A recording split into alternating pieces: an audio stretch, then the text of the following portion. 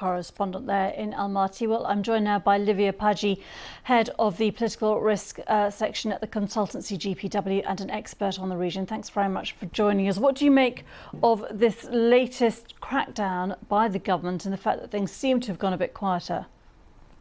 I mean, there's two issues that's taking place right now in Kazakhstan. These protests are a result of genuine discontent against an autocrat, which is a trend that we've seen across the region. And then the second issue is that there is certainly a group that is trying to grab power, likely to take away power from the Nazarbayev family, who still continue to control swathes of the economy. And these are two major issues which are unlikely to be resolved simply by quelling the protests using force.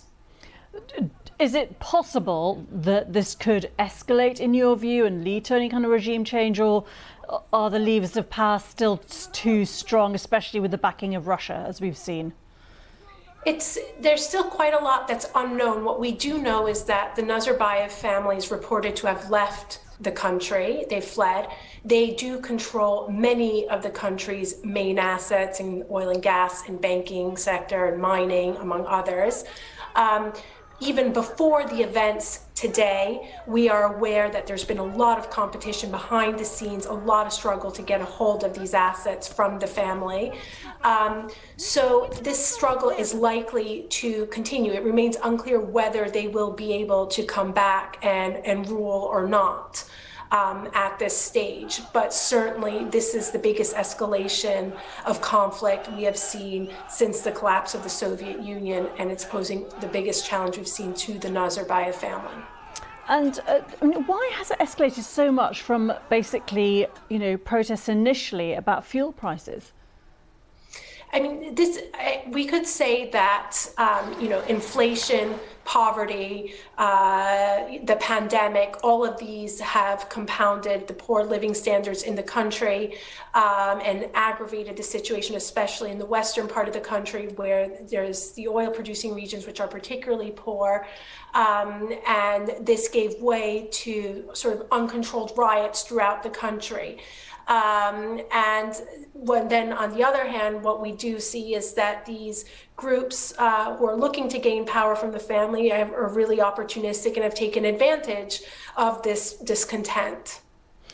This country is placed with borders with Russia and China. How important or worrying is it, to the wider sort of geopolitical community to see this unrest, or how much of it is it an opportunity? I mean, this is really, for Russia, the ability to go in with the local security organization, the CSTO, that is a huge boon for Russia, to be able to enter and ultimately, restore order. That gives them an opportunity to restore influence, their own influence in the region, which has been diminishing.